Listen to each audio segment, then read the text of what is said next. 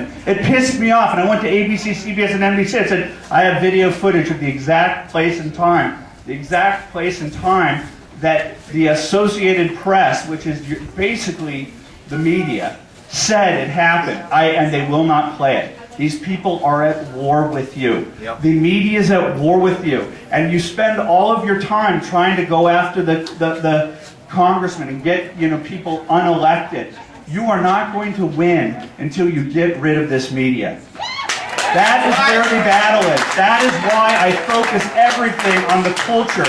That is why I focus on the colleges, where they're teaching kids at a state school that takes our taxpayers' money how to kill kitty cats, on how to sabotage a plant. They're also talking on this video. The media's covering up for them. On the cover of the Huffington Post, they're blaming me for selectively editing. How can you selectively edit when they're teaching kids who are talking about fomenting a revolution with their avowed communist professors, how to sabotage companies, how to go to events where the CEO of a company is and to intimidate him, to scare him into compliance with the unions.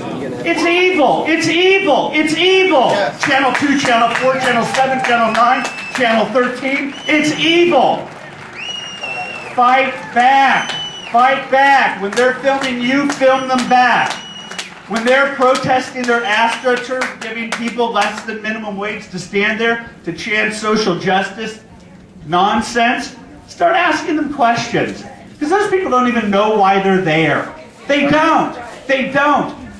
They've been led by the mainstream media. They've been led by the community organizer-in-chief. And what is happening right now is that you represent an existential threat to the organized left. The people who have visited the White House the most since President Obama came into office are Richard Trumka of the AFL-CIO and Andy Stern of the SEIU. And Acorn would be there, but they're no longer. You are being community organized. They are community organizing against you.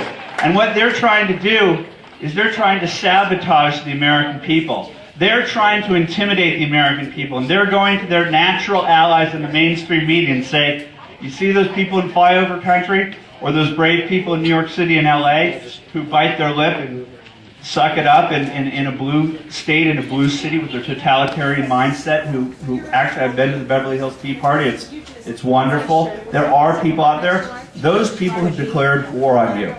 And so, sorry that I'm using uncivil rhetoric, but when you declare war on me, I am going to fight back. You're bullies. You're bullies. You're bullies. That's why when I landed in Jacksonville to go to the Jacksonville Tea Party, the First Coast Tea Party. Great people down there. We're the same. We're just Americans, and we're having a great time. So I get there, and I get a phone call saying, hey, do you want to open up for Palin in Wisconsin? And I said, yeah. I found out there are no direct flights between Jacksonville and Madison.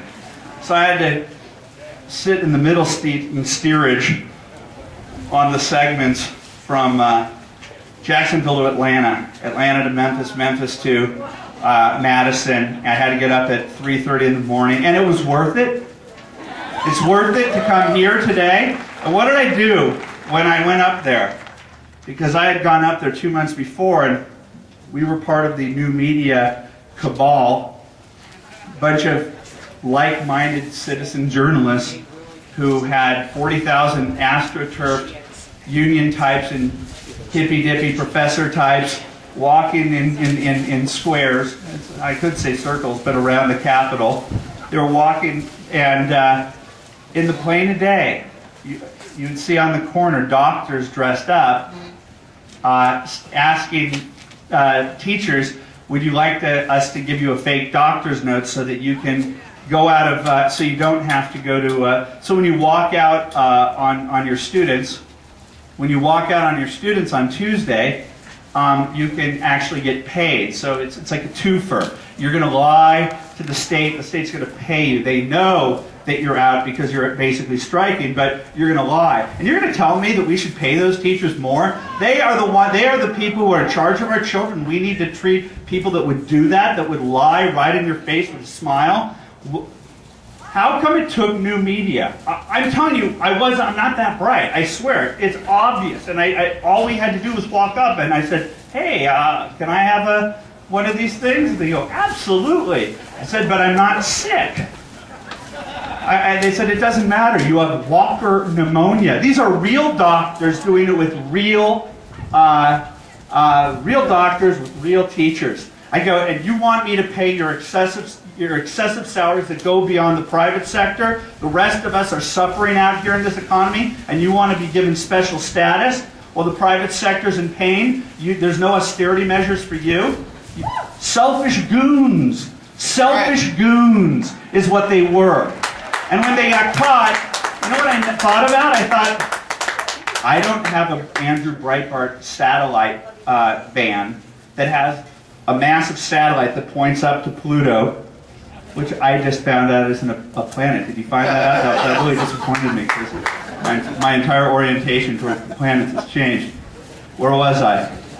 Okay, I don't have a satellite van, but what I noticed is that the community organizer-in-chief knows what he's doing. He knows how to community organize. And so he tried to create a stand in Wisconsin because its progressive roots are strong. And they knew that with all those university students would walk in the square. They knew that the hippies at the campus would walk in the square. They knew that they could put on a television show, and that they knew that they could get the ABC, CBS, and CNN and the MSNBC vans to put up the propaganda, to take and to selectively edit out their cokesucker signs, okay? Their vulgar signs, their violence against people, the death threats against the Tea Party people, the death threats against women. The media selectively edited out their evil and tried to portray them in the best possible light. None of